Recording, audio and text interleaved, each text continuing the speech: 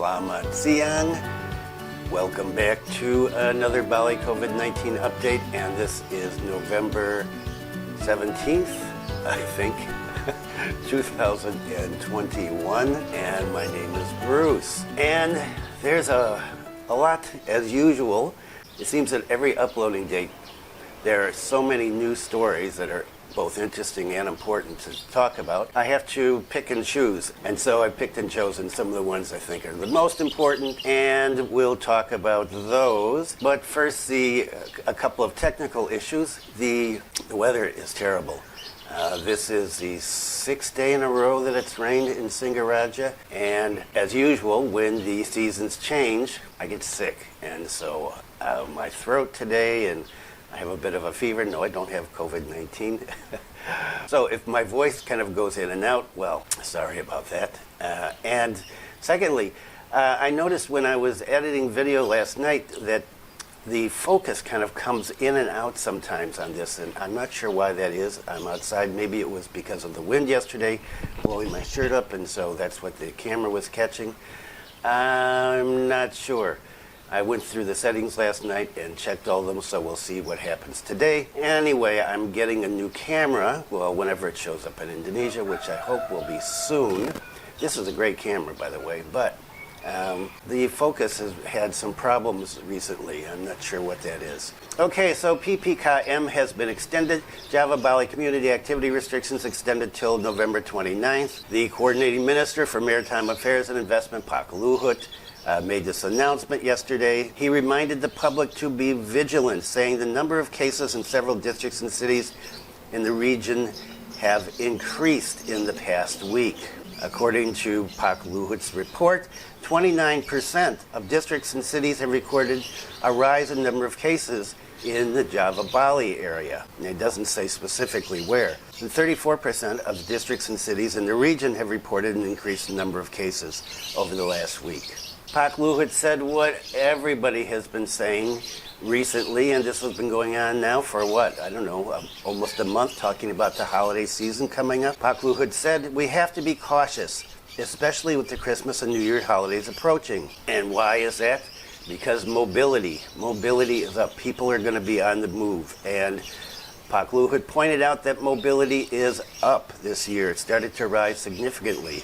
He said the mobility rate has exceeded the rate recorded during the 2020 Christmas New Year holiday, that's last year, and is almost equal to the rate during the Eid holidays in May and June, this past May and June. And we're only in November, so we've got a long way to go for people to be traveling. Pak Luhut urged the public to continue following strict health protocols, considering that 47% of districts and cities in Java Bali have still not vaccinated 50% of their elderly population with the first dose. Again, no specifics about where. That would be interesting to know, especially for here, for those of us in Bali. And second doses are still low as well. Now, this despite the fact that there's been reporting going on from officials, both regional officials, Balinese officials, and central government officials about the incredible number of vaccinations in Bali, about how great this is, 100%, 95%. And so now we're getting a slightly different story, that there are less people than we thought, or I'm not sure exactly why this is coming out right now when it's in the Java Bali region. Is that Java, or is it Bali, or is it both? Okay, so restrictions continue on, and that's really not going to affect anybody, right? This is just the same old, same old. People are going to continue doing what they've been doing. So let's take a look at the numbers, which are incredible. What do the numbers look like? Numbers look incredible. What do we have? The 7-day average for new positive cases is 7. Yes, we're below 10. We're below double digits. We're into single digits, 7. And the 7-day average for deaths has remained at 1. Yesterday, throughout Indonesia, 347 new positive cases and 15 deaths. In terms of testing, 195,581 tests were administered yesterday with a 0.18 positive rate, and the 7-day simple average positivity rate is 0.21. Wow, getting down. And what about testing in Bali? We have some information on testing in Bali today. And 41,472 individuals were tested over the last 7 days, and 7-day positivity rate of 0.17. And what about the vaccinations in Bali? First dose, 3,434,132, 76.9% of the population, so not really going anywhere on that. And second dose, 2,991,346, 67%, so we've finally made it up to 67% of the population. Additional doses yesterday, 6,241, a little more than last video. And what about the Bali numbers? Bali numbers were new positive cases, 4, yes, that's right, 4. And recoveries, 19. Deaths, 1. And active cases in Bali, 153. So those are excellent numbers. But as you're going to hear in a minute, there are a lot of warnings about what's to come or what may come. And vaccines and vaccinations, we're getting some new vaccines, but I don't have time to talk about that today. I'm going to talk about that on Sunday. Now, before I get to the warnings, and there are 3 different segments on warnings about what's coming up, as well as a segment on what's happening in Europe.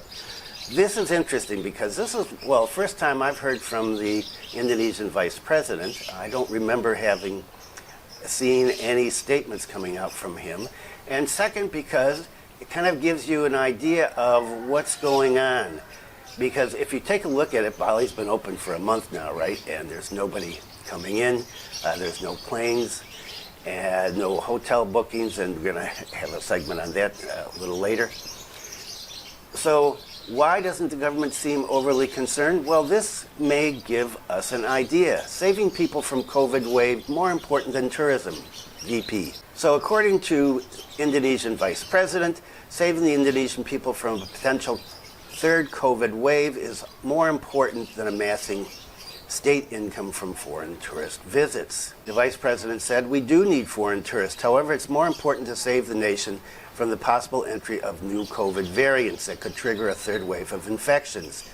He said this in Aceh, which has one of the lowest vaccination rates in Indonesia. And part of the concern is the Delta Plus variant, and there's going to be several segments on this immediately following this.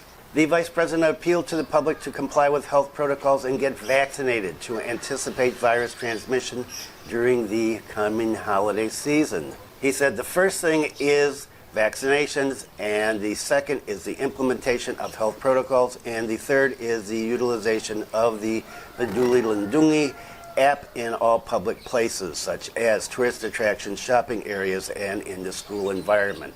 The Vice President made specific mention of the Aceh provincial government and urged them to expedite COVID-19 vaccinations, noting that they're among the lowest in the country. He said, in Aceh, those who received the first dose is 38% of targeted recipients, that's not total population, and the second dose is 18%. 18%, we have 67 here. Therefore, one of the strategies is expediting vaccinations in regions including Aceh.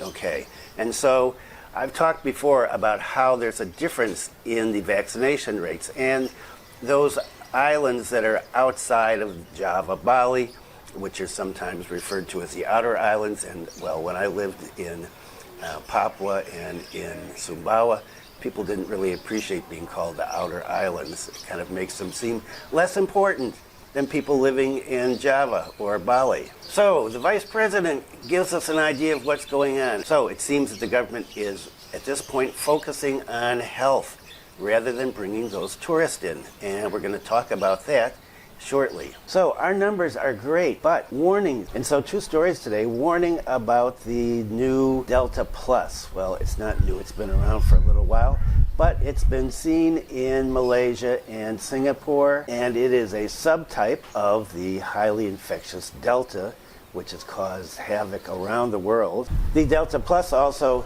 known as AY42, is believed to be more highly transmissible than the Delta variant, and it's becoming a problem here just as we're getting ready to get going with bringing foreigners in. The government has promised to strengthen vigilance at the borders and intensify genome surveillance to detect any concerning new variant as soon as possible. According to the health minister, he said that the government is going to procure around 20 whole genome sequencing machines in the near future, and that those are going to be spread around Indonesia.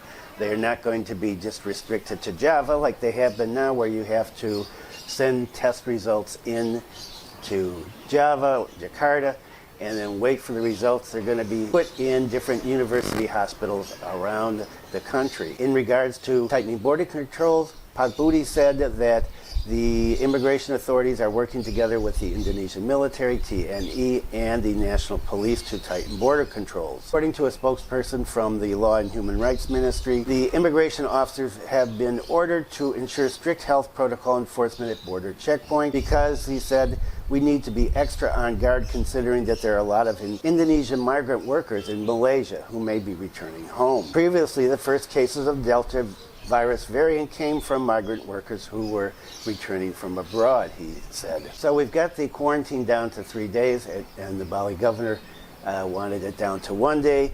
According to Health Ministry spokesperson Siti Nadia Tarmizi, I've talked about her before, this decision was taken considering the risk of infections for inoculated individuals and that it was low, and vaccinations could cut down on the COVID-19 incubation period, which she said is an average of 5 to 6 days. And so they cut it in half, and that was 3 days. And so that's where they came up with 3 days. However, Pak Diki Budiman from the Griffith University in Australia, the epidemiologist that is in the news frequently commenting on things, he said that the threat of the Delta variant is looming and the government should be extra cautious in setting up border measures to prevent any imported cases. Now, he says the estimates of the incubation period for COVID-19 range from 2 days to 14 days. Okay, there's a big range there. The government should use the maximum incubation period of 14 days to determine the duration of mandatory quarantine, at least until the threat of AY42 is behind us. Considering vaccinations could cut down the incubation period in half, fully vaccinated travelers should be quarantined for at least 7 days at the moment, he said. So is the government going to go back to 7 days? Delta Plus variant was first detected in the UK in July, and it's now been detected in 42 countries around the world, although 96% of all cases have been in the UK. Preliminary studies by UK health authorities say the Delta Plus variant is 10 to 15% more contagious than the original Delta variant, which is 50% more infectious than the Alpha variant, which was 50% more infectious than the original coronavirus that came from Wuhan. So far, there's no evidence that the Delta Plus variant renders vaccines less effective or leads to more severe symptoms. Oh, that's good news. Just that it's more contagious. And with the pandemic relatively under control in Indonesia, well, certainly at least in Bali and in parts of Java, the government has urged the public not to lower its guard against COVID-19, especially with the threat of a more transmissible virus variant lurking. Pak Luhut said that recently 43 regions across the country are starting to see an uptick in new cases caused by increasing public mobility. And epidemiologists here have warned of a possible third wave after the year-end holidays, when nearly 20 million people are expected or estimated to travel to celebrate the occasion. Last year, after Christmas and New Year's holidays, when some 10 million people traveled across the country, COVID-19 cases rose 122%, marking the peak of Indonesia's first wave. So, some sobering news there. And another article warning about the Delta Plus and what may happen in Indonesia.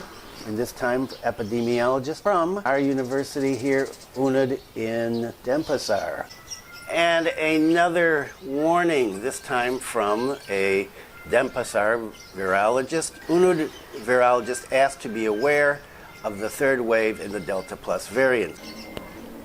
So even though our numbers are very low, according to a virologist at Udayana University, Pak Mardika, there is a possibility of the Delta Plus variant. entering Bali, and so it's necessary to be vigilant because of the possibility of a third wave here. However, he suggested that in dealing with the virus, the handling was no different from dealing with Delta, which so far, he said, has been done fairly well. He said the handling of COVID-19 in Bali has only one problem, and that's low tracing, which must be fixed, but there's no need to panic.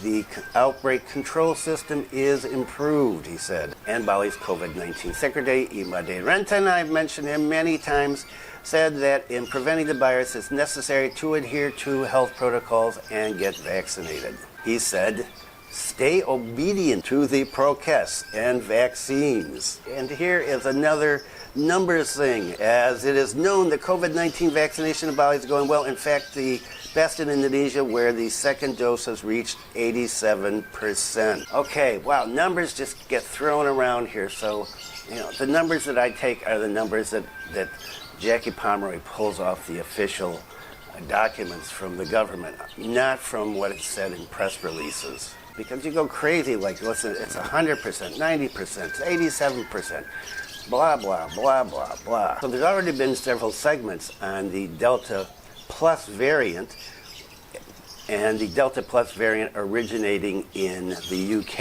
and then spreading to, I think it's 42 countries, if I remember right, and now in Malaysia and Singapore. Well, there's another subvariant. Homegrown, made here in Indonesia. Delta subvariant pushes up COVID-19 tally in some Indonesian cities. A mutation of the deadly Delta variant of the coronavirus has sparked an uptrend in COVID-19 cases in 8 cities in Indonesia during the last 3 weeks, according to the health minister. But he said he does not expect it to cause a serious outbreaks similar to that in July. What is this new mutation? It is the AY23 mutation, and it shares similarities with the Delta Plus that originated in the UK back in July, I think. The health minister said that AY23 accounted for about 70% of the recent positive samples collected and analyzed at the nation's 12 genome sequencing testing labs. And here's some specifics. 8 cities that have recorded an uptrend of new COVID-19 cases are Lebak in Banten province, Sumedang in West Java, Purbalingga and Kendal in Central Java, Tuban in East Java, Teluk Wondama and Fakfak in West Papua, and Kendari in Southeast Sulawesi. And other places have started to get increases as well. So if you remember, let's do a little trip to the past. In mid-July, we peaked at over 50,000 cases a day. The number went down to 1,700 in October, and now it's down around 400. And death rates dropped from an average of 1,700 to 100, and, well, now we're down to, 15, 16, 20. Still too many, but wow, a big difference from when we had 1,700. The health minister said that they're tightening restrictions at airports and seaports because when the Delta variant came in, it came in especially through seaports and through land ports, and those were returning migrant workers. Ahead of Nataru Holiday, Luhut, do you want to be super careful or PPKM again? So, the coordinating minister for Maritime Affairs and Investment, Pak Luhut, said that the policy of implementing PPKM in the middle of last year cost the government approximately 5.2 trillion rupiahs per week. Wow, that's a huge amount of money. When Pak Luhut says he doesn't want to re-implement PPKM, as far as I know, PPKM is still here. I think he means the stricter restrictions. He said in order not to do this, he and his ministry are keeping a close eye on things. In particular, they're looking at mobility of people with the holiday season coming up. And of course, that everybody's been talking about the holiday season for a long time. They're looking at that because he said, we will see later the movement of the community if the mobility is too high without any inspection and control. It's the same as bringing the disease to another place faster. Do we want to be super careful or go back to PPKM? This is a warning. He said they may have to institute stricter controls later on as we get close to the holiday if there's signs of huge movement. And in a later segment, or in a different segment, I'm not sure where this is going to be in the lineup, There's talk of 20 million people moving in the holiday season. And what is Nataru? Nataru is Indonesian for Christmas and New Year. So I guess it comes from Natal for Christmas and Tahun Baru or Baru for New Year's. So Nataru. I love Indonesian language. It's great. So Pak Luhut is leaving this threat hanging over everybody, which is, hey, don't move around too much or we may have to tighten things up. And he said, showing his sensitivity, the public is asked not to think negatively of the government regarding policy changes. Well, there have been so many policy changes that it's hard not to be a little worried or concerned about this. But it's nice to know that Pak Luhut is conscious of his public image. And so we'll see what's going to happen. But this is one situation people are going to have to think about. Will there be more restrictions in the coming weeks? We'll just have to wait and see. And what about wanting to come into the country? Soekarno-Hatta Airport immigration rejects arrival of 541 foreigners to Indonesia. These are numbers from January to November 9th. And so there are 541 people that were rejected entry into Indonesia at the airport by immigration. And why? Mostly because of health protocols. And that included not being fully vaccinated or not having a PCR test. According to an immigration spokesperson, 541 foreigners came from 71 countries, and the top 5 countries, 75 Pakistani citizens, 64 Indian citizens, 53 Nigerian citizens, 50 Chinese citizens, and 46 U.S. citizens. Wow, I would like to know what was going on there with the U.S. citizens. And Pakistani citizens, I didn't know we had that many Pakistanis here. I don't think I've ever met a Pakistani in Bali. I would like to, but maybe they're in different parts of the country. So if you're planning on coming to Indonesia, make sure you got all your paperwork, all your shots, and everything is done, because you don't know. There's going to be cracking down supposedly, making sure that everything is in order, tightening the borders, as I've already discussed. So what's happening in Europe? I talked about Denmark the other day. Well, this is an interesting, very long article, and I'm summarizing it as quickly as possible, as short as possible. Why is Europe returning to the dark ages of COVID? So, half a dozen Dutch towns have canceled the popular parades for Sinterklaas, and Germany's celebrated Christmas markets could yet be called off. According to the state premier of Saxony, he said, you can't imagine standing at the market drinking mulled wine while hospitals are full and fighting over the last resources. And so he's called for a cancellation of the Christmas markets. On Saturday, the Netherlands became the first Western European country since the summer to impose a partial lockdown. And Berlin bars its restaurants to the unvaccinated, and France races to improve its booster campaign. Europe is once again at the center of the pandemic. Remember when we were at the center of the pandemic? I hope we never see those days again. According to the WHO, coronavirus infections across the continent rose by 7% and deaths by 10% over the past week, which makes it the only world region where cases and deaths are steadily increasing. 2/3 of all new infections were in Europe. Experts say that a combination of low vaccine uptake, waning immunity among people inoculated early, and growing complacency over mask and distancing after governments relaxed curbs over the summer is the most likely cause. Hans Klug, the WHO Regional Director for Europe, said that the message has always been do it all. Vaccines are doing what was promised, preventing severe forms of disease, especially mortality, but they are our most powerful asset only if used alongside preventive measures. And that's something to remember here. And Italy has a green pass, sounds something like what's being done in parts of the U.S., requiring workers to show proof of vaccination, immunity, or a recent negative test to access the workplace. And they've seen daily cases more than double. According to the head of a Trieste hospital, we've returned to the dark days of the pandemic.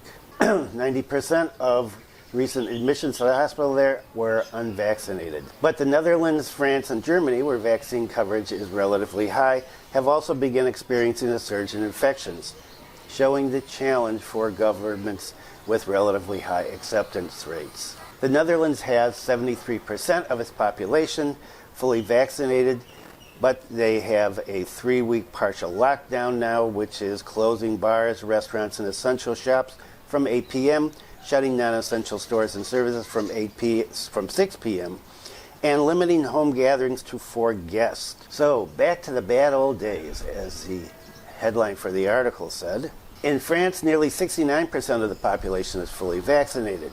A health pass showing proof of vaccination, recovery, or negative test has been needed to enter shops, bars, and restaurants, board a plane, or take a long-distance train since the summer, and masks remain mandatory in indoor public spaces.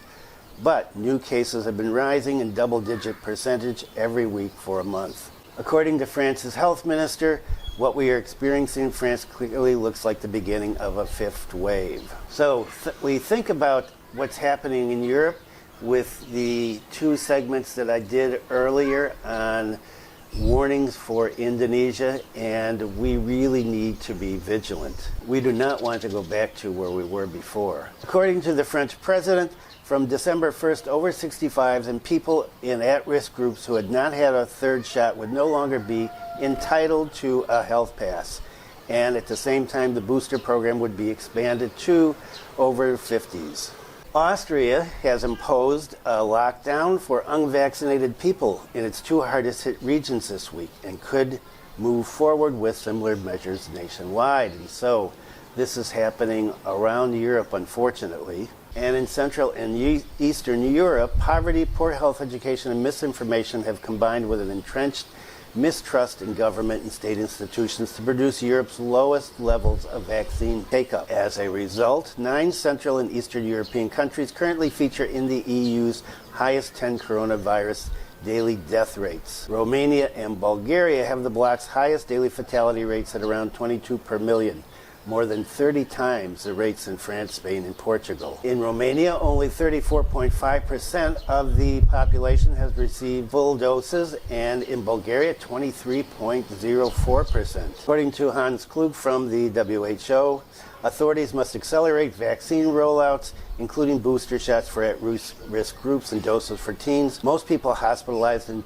dying from COVID-19 today are not fully vaccinated, he said. But public health and social measures were equally vital, he said, adding that the WHO estimates 95% universal mask use in Europe could save almost 200,000 lives. Applied correctly and consistently, preventive measures allow us to go on with our lives, not the opposite, he said.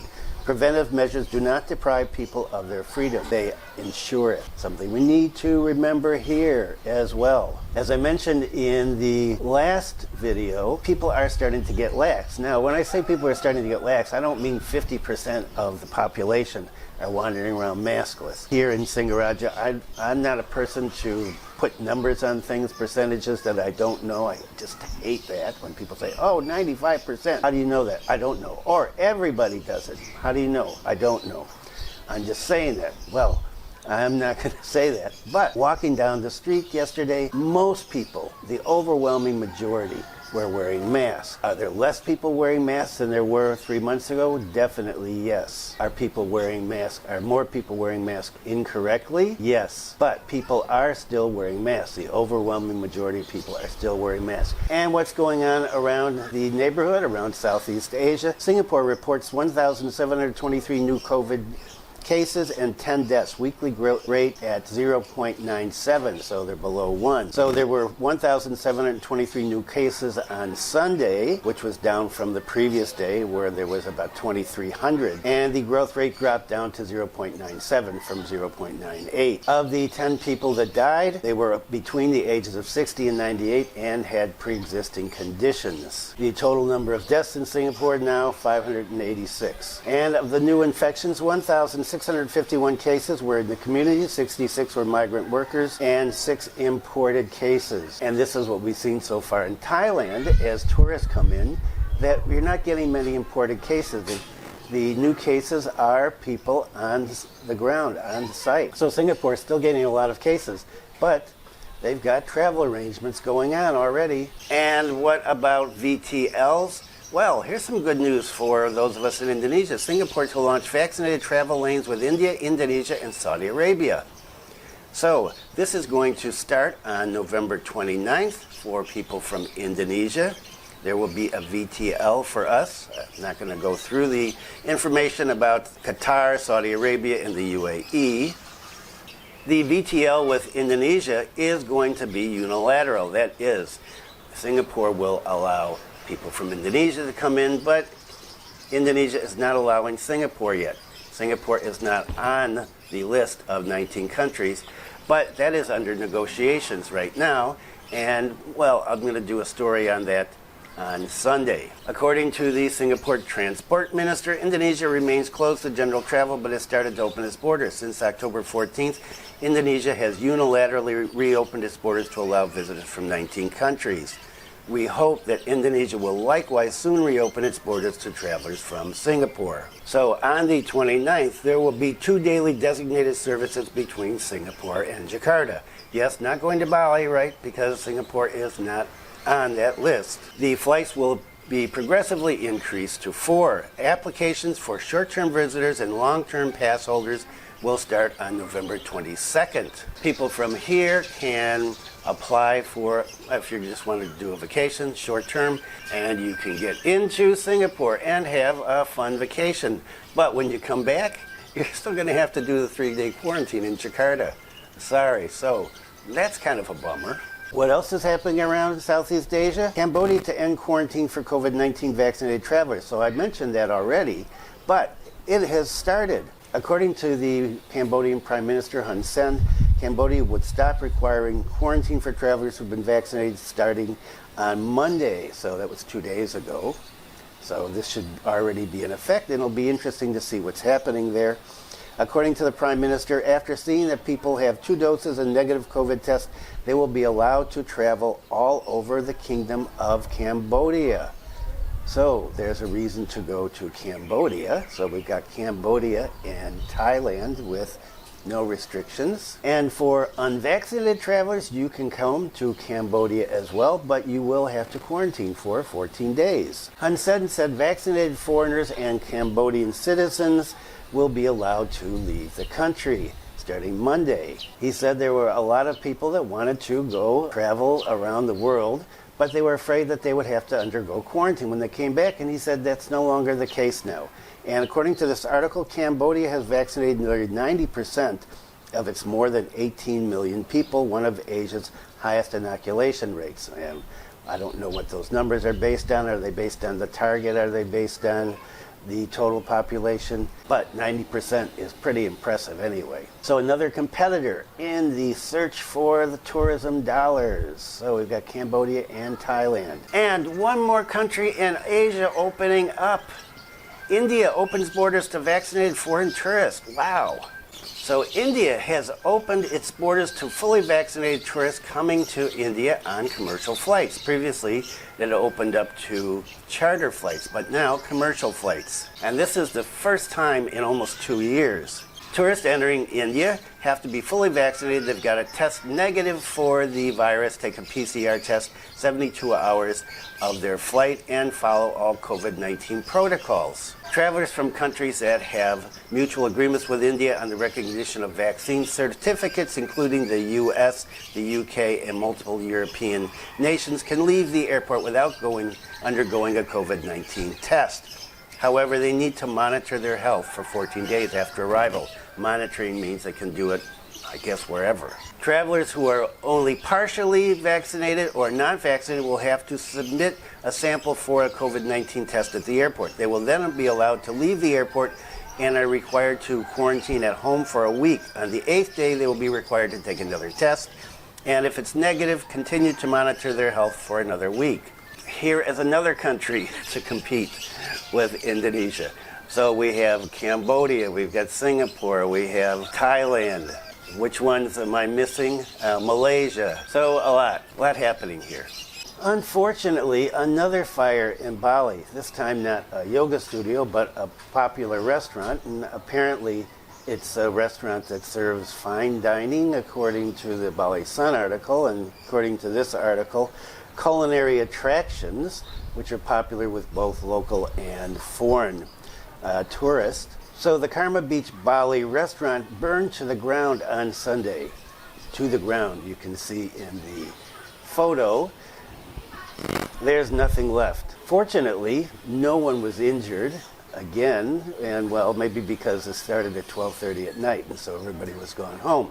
But loss of property, loss of money, extensive.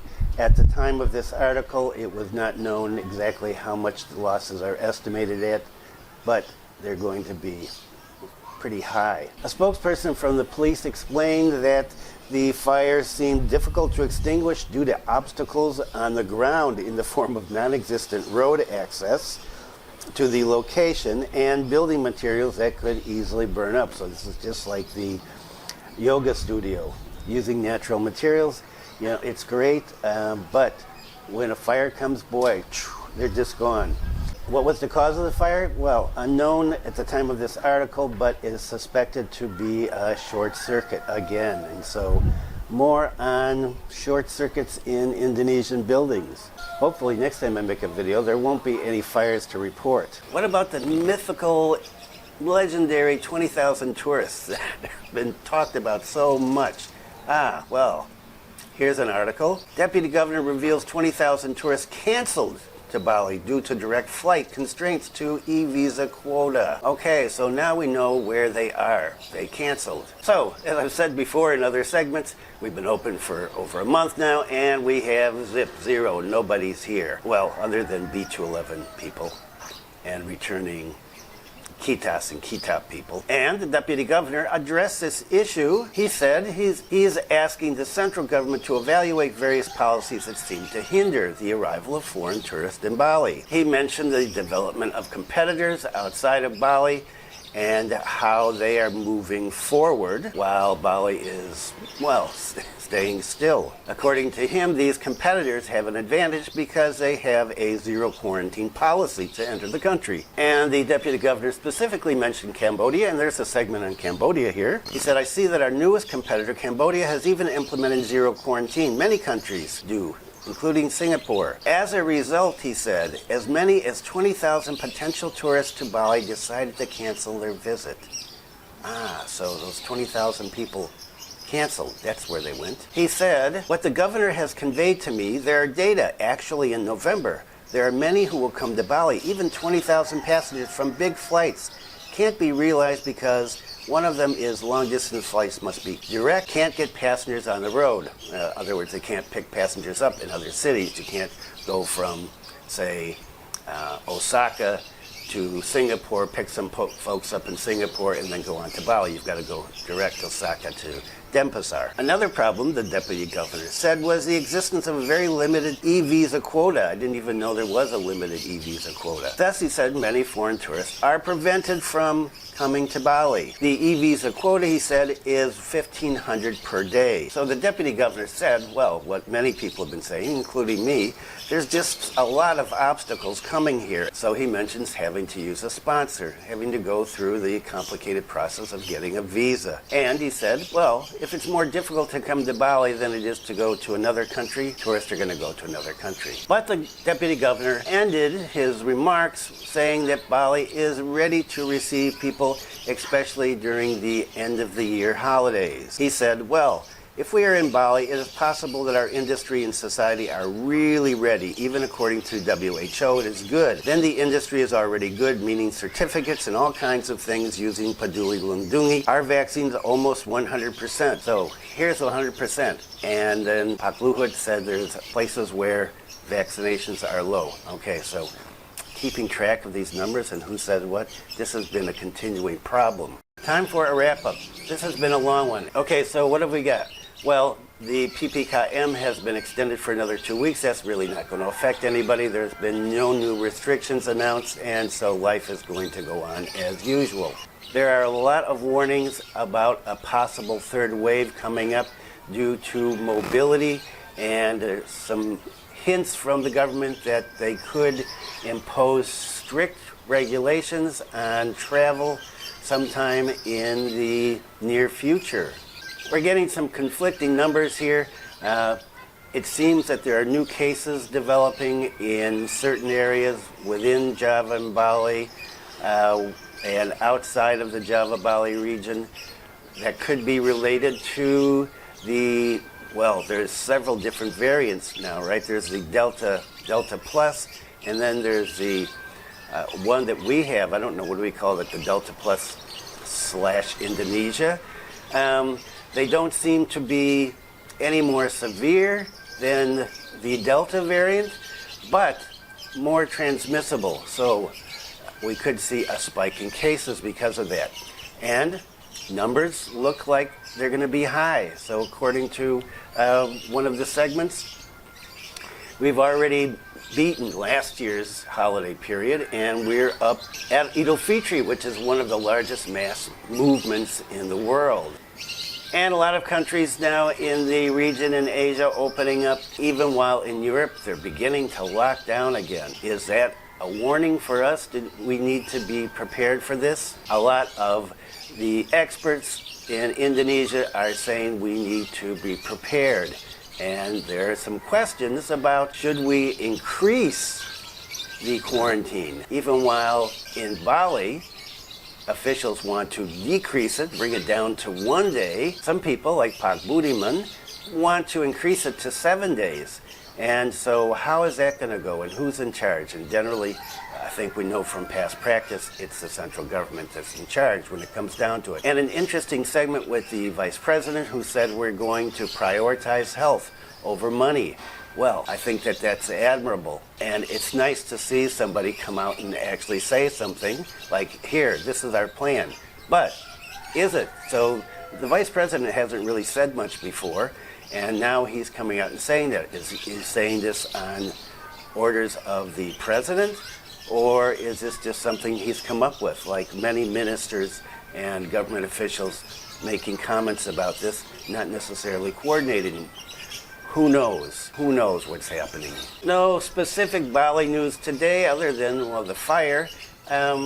Things are pretty quiet here. It seems that there is no big push from the central government to bring people into Bali. And as the deputy governor noted, hey, it's just complicated, and so we're not getting people. And those mystery 20,000, I guess they canceled. And, well, there's supposed to be some data. But so if the central government is not overly concerned about bringing people in to Indonesia, into Bali, by Christmas time, there's a good chance that we are not going to get people coming in by then. You know, I've been saying for a long time, looking at December, hey, it's looking less and less like December and more like sometime next year. It's looking more and more like the government is going to wait until after the holiday season to see if there's going to be a big spike. So we've got, what, another 5 weeks, 6 weeks before Christmas and New Year's? Will there be some big change by then? Hard to tell. But as I've said before, if you want to come to Bali, if you really want to get here, B211As are still being allowed in. Yes, as one commenter said, that's a lot of money to come for 10 days. Yes, it is. It's a lot of money. And the B211A is not really for people that want to come for a few days. It's for people that want to come here and stay for a while, weeks, months, years. So thanks for viewing. If you found this useful, please give it a thumbs up. And if you haven't subscribed, please consider subscribing. And there's my new little thing. You want to tell me what you think about this one? This is something new that I did the other day. Be kind to someone today. Did I say that already? Stay safe wherever you are. If you want to get to Bali, don't give up hope. We are going to open soon. And a thank you for people that have been sending me links, information. There's like 44,000 tourists coming in, and I was going to talk about that today in Thailand. I was going to talk about that today, but I didn't have a chance, and I will next time. I appreciate the links and the comments, and it comments on anything here. And so stay safe. I will see you on Sunday.